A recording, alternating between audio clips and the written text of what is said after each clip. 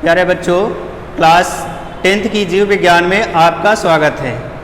बच्चों, आपने देखा होगा कि कुछ लोग जो हैं उनकी हाइट की बात करते हैं बहुत छोटी हो जाती है, मतलब वो बौने हो जाते हैं, और कुछ लोग की हाइट जो है मतलब एक लिमिट से बहुत ज़्यादा बड़ी हो जाती है, मतलब वो भीम जैसे दिखाई देने लगते हैं, जिसे हम क्या कहते हैं, भीमकाय रोग कहते हैं या गिग्नाटिज्म कहते हैं।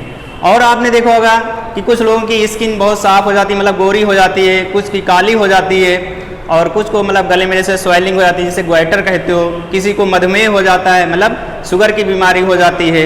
आपने ये भी देखा होगा कि एक माँ जो अपने बच्चे को मतलब उसके सिर पर हाथ फेरती है और बच्चा जो सो जाता है। तीसरी आँख भी होती है हम लोगों के, इसके बारे में भी सुना होगा।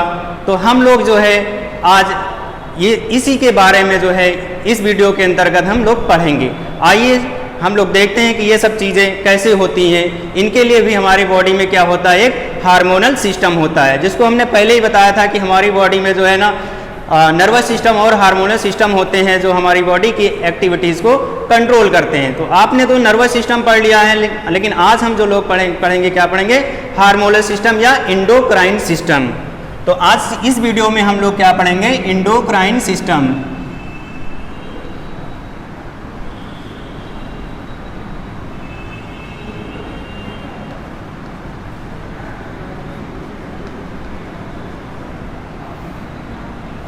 अब देखिए जो एंडोक्राइन सिस्टम है, मतलब इससे क्या होगा, हार्मोन सिक्रेट होता है।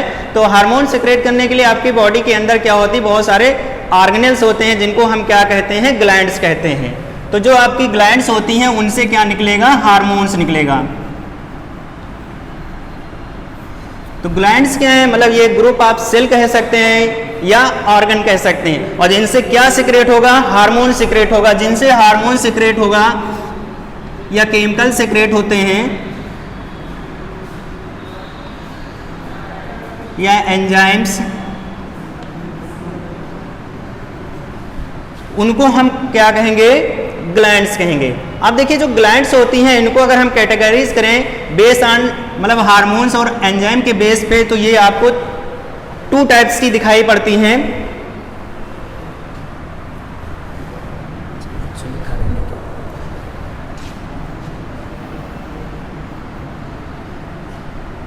एंडोक्राइन ग्लैंड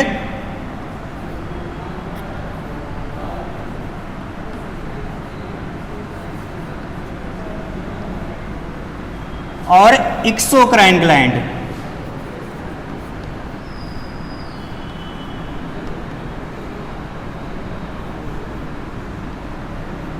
इनको हम क्या कहते हैं, अंतःस्रावी ग्रंथियां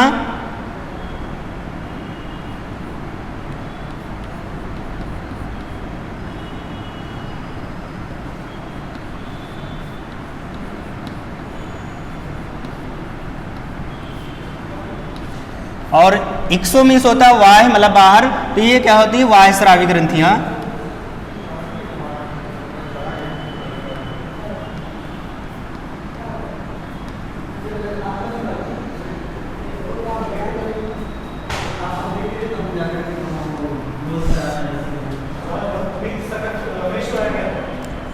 अब देखिए जो आपका एंडोक्राइन ग्लैंड होती है उनसे क्या सिक्रेट होता है, हार्मोन सिक्रेट होता है। जिनसे हार्मोन सिक्रेट होगा उस ग्लैंड को हम क्या कहेंगे, एंडोक्राइन ग्लैंड। तो मतलब एंडोक्राइन ग्लैंड क्या सिक्रेट करती है, हार्मोन्स को। और जो एंडोक्राइन ग्लैंड्स होती है वो क्या सिक्रेट करती हैं, एंजाइम्स को।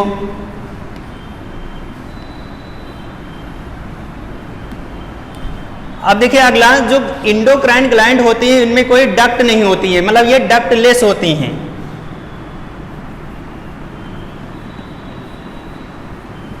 ये डक्टलेस होती हैं और इनमें क्या होता है, डक्ट प्रेजेंट होता है।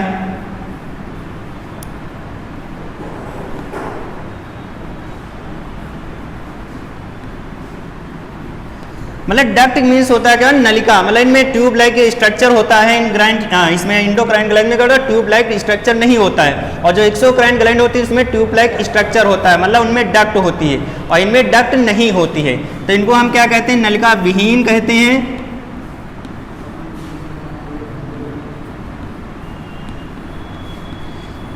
ये नलिका विहीन हो गई और ये नलिका युक्त हो गई।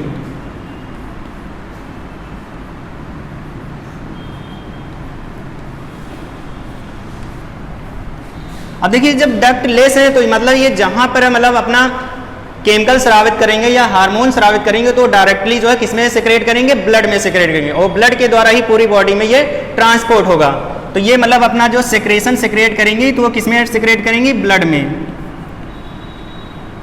और इनका जो सेक्रेशन होता है क्योंकि इसमें डक्ट लगी तो पर्टिकुलर जो है किसी ऑर्गन में जाके जो है ओपन होंगे और वहां पर वो अपना सेक्रेशन सेक्रेट करेंगे।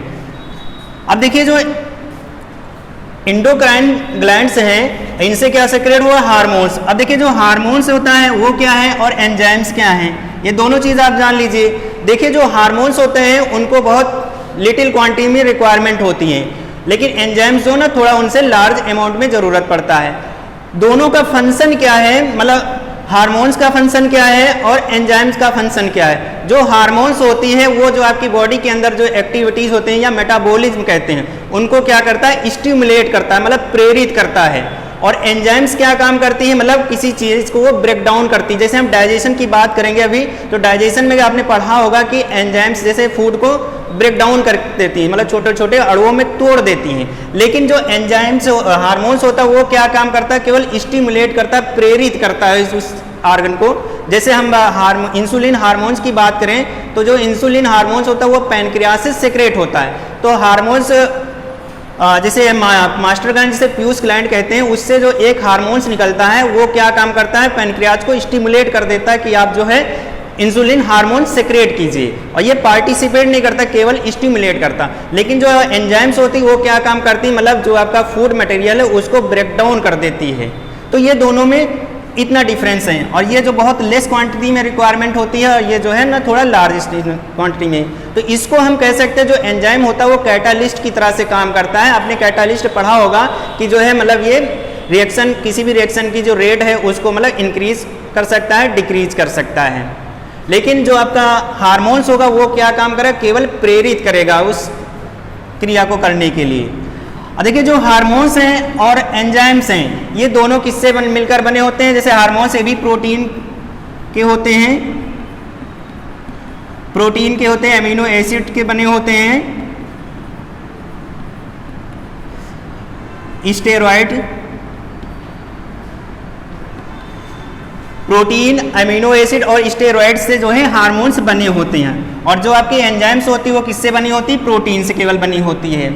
तो हार्मोन्स को हम क्या कह सकते हैं, केमिकल मैसेंजर कह सकते हैं, केवल ये मैसेज ले जाते हैं इसलिए केमिकल मैसेंजर हैं।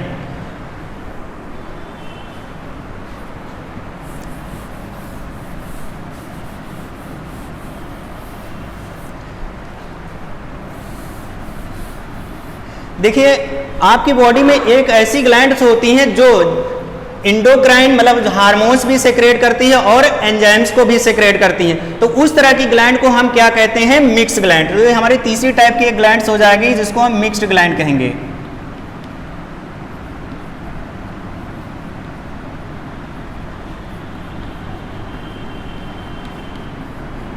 मिश्रित ग्रंथि, मतलब इसमें इंडोक्राइन पार्ट और एक्सोक्राइन पार्ट दोनों होगा, मतलब इसे हार्मोन भी सेक्रेट होगा और एंजाइम सेक्रेट होगा। इसके एग्जांपल की बात करते हैं कि आपकी बॉडी में एक ही ग्लैंड है जिसे हम क्या कहते हैं, पैनक्रियाज कहते हैं। आग्नेयाशय,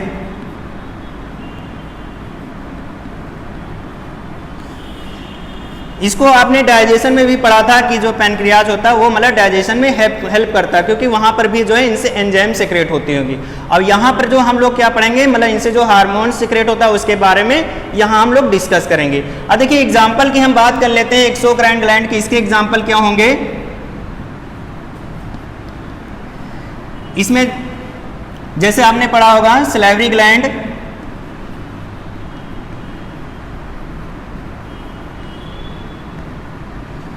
जिसे लार ग्रंथिया कहते हो,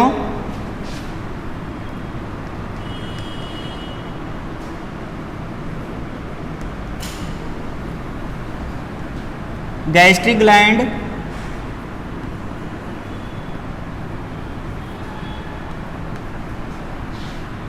जठर ग्रंथियां,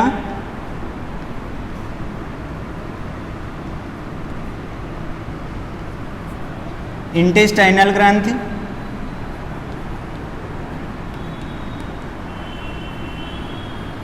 इंटेस्टाइनल ग्लैंड, जिसे क्या कहते हो, छोटी आंत में पाई जाती है आंतरिक ग्रंथि।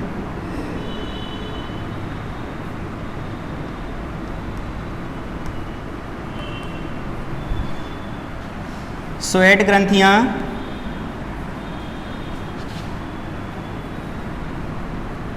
मतलब जिनसे पसीना निकलता है, पसीना वाली ग्रंथियां।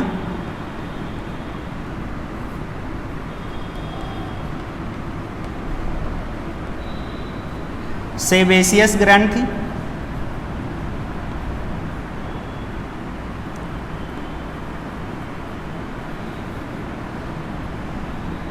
जिसे वसामय ग्रंथि कहते हैं, वसामय। तो ये हमारी जो है क्या है, एक्सोक्राइन ग्लैंड है। और इनसे क्या निकलेगा, मतलब केमिकल्स निकलेंगे, चाहे वो एंजाइम्स हो। अब जैसे हम सलेवरी ग्लैंड कहते हैं, आपने इसके बारे में भी डाइजेशन में पढ़ा होगा, गैस्ट्रिक ग्लैंड पढ़ा था, इंटेस्टाइनल ग्लैंड, कि इनसे जो है मतलब एंजाइम सीक्रेट होते हैं जो फूड को डाइजेस्ट करते हैं। अब स्वेट ग्रंथ है, इनसे हमारे क्या निकलता है, पसीना निकलता है। और जो सेबेसियस ग्लैंड है, मतलब इनसे क्या निकलता है, ऑयल निकलता है। अगला इसकी एग्जाम्पल देखते हैं एंडोक्राइन ग्लैंड का। इसमें भी बहुत सारे हैं, जैसे आपका पीनियल ग्रंथ हो गया, पीनियल ग्लैंड, प्यूटरी ग्लैंड,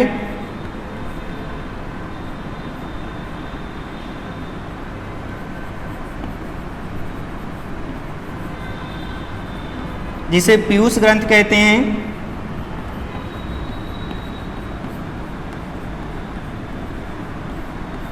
या मास्टर ग्रंथ होती है। अगला थायराइड ग्लैंड,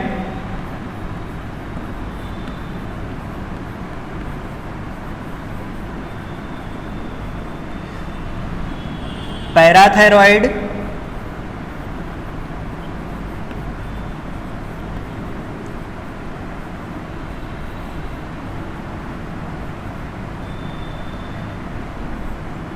थाइमस ग्लैंड,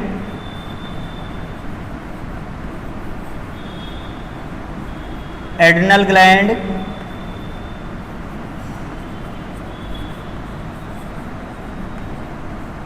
जिसे आधिवृक्क ग्रंथ कहते हो, एड्रिनल को।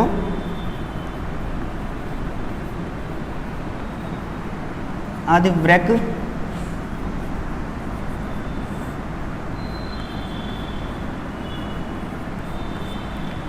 और गोनाइड्स। तो इतनी ग्रंथियां जो हैं आपकी क्या हैं, एंडोक्राइन ग्रंथियां या अंतःस्रावी ग्रंथियां। और मिक्स ग्लैंड में आप क्या पढ़ेंगे, पैनक्रियाज पढ़ेंगे। और एक्सोक्राइन थी जो है आपने पहले से पढ़ लिया है। तो हम लोग जो इस चैप्टर में क्या केवल पढ़ेंगे, जो आपकी ग्रंथियां हैं इनके बारे में पढ़ेंगे, और जो इनके हार्मोन्स होते हैं उनके बारे में पढ़ेंगे।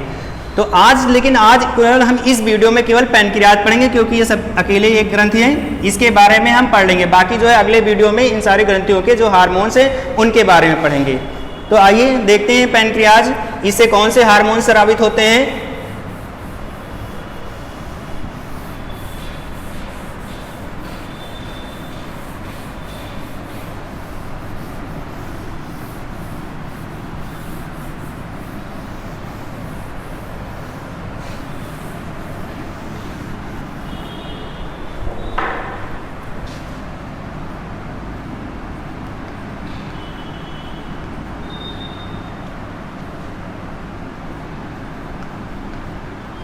अग्न्याशय, मतलब ये मिक्स ग्लैंड है, मिश्रित ग्रंथ है।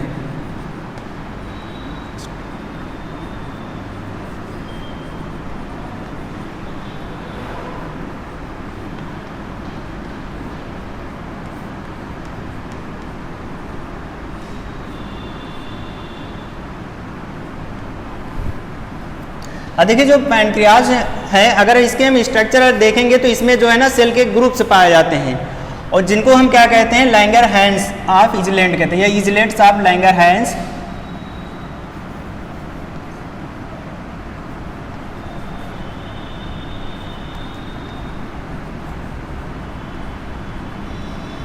तो ये मतलब ग्रुप, सेल का ग्रुप्स होता है, उन ग्रुप को हम क्या कहते हैं, इजलेट्स ऑफ लैंगरहैंस। तो इसके अंदर जो ग्रुप होता है सेल का, वो 3 कैटेगरीज में होता है, अल्फा, बीटा और गामा। मतलब जो सेल के ग्रुप्स हैं उनको हम डिवाइड कर सकते हैं अल्फा, बीटा और गामा में।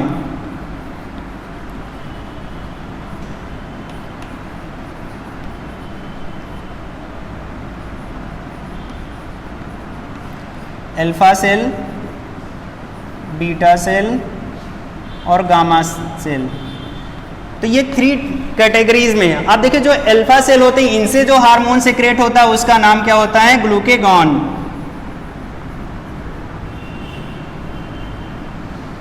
और जो बीटा सेल होता है इससे कौन सा हार्मोन सिक्रेट होगा? इंसुलिन। इसका नाम तो आप लोगों ने सुना होगा। और गामा सेल से एक हार्मोन निकलता है उसका नाम क्या है? सोमैटोस्टेटिन।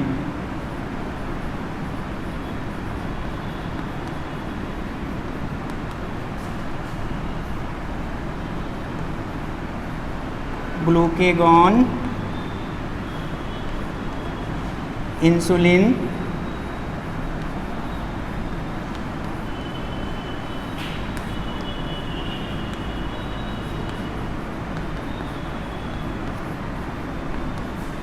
स्टैटिन।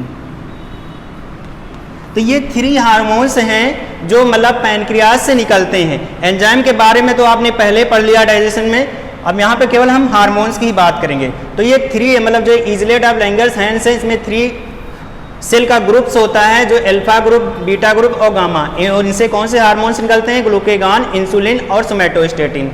तो ये हार्मोन्स हो गए। अब इनका फंक्शन क्या है? देखिए जब हम फूड को डाइजेस्ट करते हैं तो आपने देखा होगा कि जो आपका सबसे एंड प्रोडक्ट था कार्बोहाइड्रेट का, प्रोटीन का तो अमीनो एसिड था, तो जो आपका ग्लूकोज होता है, तो ग्लूकोज का जब आपकी बॉडी में लेवल बढ़ जाता है तो आपको क्या कहते हो? उसकी शुगर हो गया है या मधुमेह हो गया है, डायबिटीज हो गया, इतने सारे नाम हैं। तो शुगर का लेवल जब बढ़ जाता है आपकी बॉडी में तो आपको क्या हो जाता है? डायबिटीज हो जाता है। तो ये शुगर का लेवल आखिर बढ़ता क्यों हमारी बॉडी में? तो देखिए जो आपने पढ़ा था कि जब डाइजेशन होता है, डाइजेशन के बाद जो आपका ग्लूकोज है,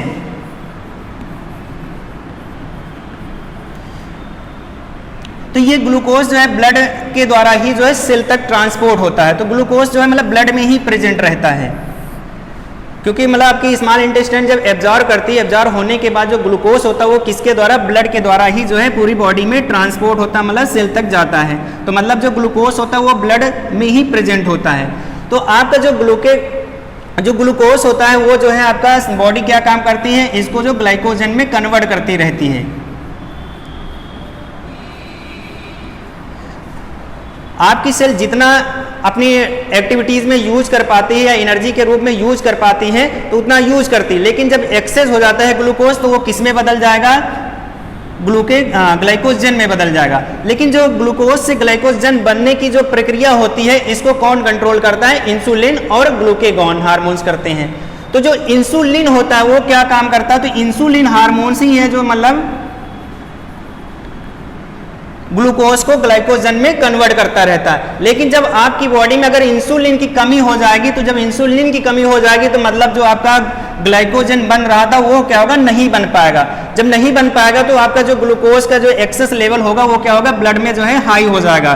ब्लड में जब हाई हो जाएगा ग्लूकोज का लेवल, तो इसी कंडीशन को हम लोग क्या कहते हैं? डायबिटीज कहते हैं या मधुमेह कहते हैं। मधुमेह या डायबिटीज, शुगर जो भी बोलते हैं, सब ये सब क्या है? सब एक ही चीज़ हैं। मधुमेह को या डायबिटीज़ को या शुगर को, तो इसी कंडीशन को हम कहते हैं जो डायबिटीज़ हो गई, मतलब शुगर का लेवल जो है ब्लड में बढ़ गया। शुगर ही ग्लूकोज शुगर ही है, इसका लेवल बढ़ गया।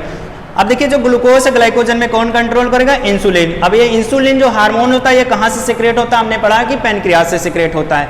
लेकिन इसको जो है मतलब हम बाहर सिंथेसिस नहीं कर पाते, इसलिए जो है मतलब किसी दवा के द्वारा या किसी फूड के द्वारा खाकर अपनी बॉडी में इसको सिंथेसिस नहीं कर सकते हैं। इस वजह से डॉक्टर जो बाहर से इंसुलिन इंजेक्शन के द्वारा जो है आपको बॉडी में इंट्रोड्यूस कराते हैं इंसुलिन के, क्योंकि किसी फूड को खाने से जो है इंसुलिन का लेवल जो है इंक्रीज नहीं किया जा सकता है, या कोई दवा खाने से इंसुलिन के लेवल को इंक्रीज नहीं किया जा सकता। इस वजह से केवल इंसुलिन को क्या किया जाता है? कंट्रोल किया जा सकता है। इसलिए डॉक्टर जो है इंसुलिन का इंजेक्शन देते रहते हैं। जब इंजेक्शन देते रहते हैं, जब तक उसका हमारी बॉडी में इफेक्ट रहता है तब तक जो है ग्लूकोज जो है ग्लाइकोजन में कन्वर्ट होता रहता है। लेकिन जब इंसुलिन की फिर कमी हो जाती है, फिर से आपकी बॉडी में क्या होता है? ग्लूकोज का लेवल बढ़ जाता, मतलब शुगर का लेवल बढ़ जाता है, तो फिर आप ट्रीटमेंट के लिए फिर से जाते हो, शुगर फिर चेक कराते हो, फिर आपको पता चलता है कि मेरे बॉडी में शुगर का लेवल बढ़ गया है। तो ये आपका जो इंसुलिन है। अब देखिए जो पहले था इंसुलिन, जो कैटल्स होते थे उनके पैनक्रियाज से निकाला जाता था, लेकिन आजकल जो है टेक्निक बहुत ज़्यादा हो गई, बायोकेमिकल के द्वारा जो है या बैक्टीरिया के द्वारा इंसुलिन को सिंथेसिस करके जो इंसुलिन को बनाया जा रहा है।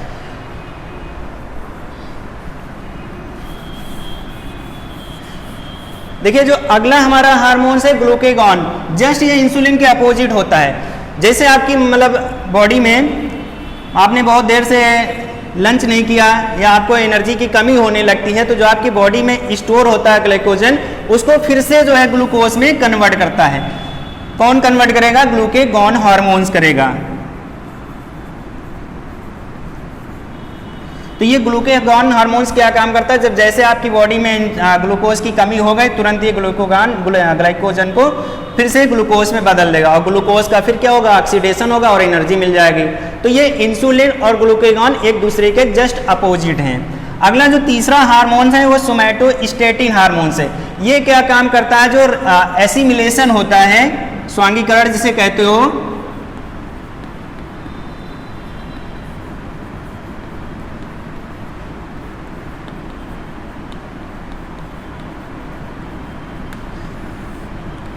इस वर्ड को आपने पहले पढ़ा था डाइजेशन में कि एसिमिलेशन, मतलब एसिमिलेशन क्या होता है? जो आपने फूड को डाइजेस्ट करने के बाद उस फूड कंपोनेंट को सेल जो है अपनी एक्टिविटीज़ में यूज करती हैं। तो जो एक्टिविटीज़ को में यूज करती हैं तो उनका पावर होता है, यूज करने का पावर, उसकी रेट को जो है मतलब ये हार्मोन्स क्या काम करता है? उसको इंक्रीज कर देता है। तो सोमैटोस्टेटिन का फंक्शन क्या होगा? Increase the rate of assimilation, मतलब एसिमिलेशन की रेट को वो इंक्रीज कर देता है। तो ये हमारे 3 हार्मोन से पैनक्रियाज हार्मोन से।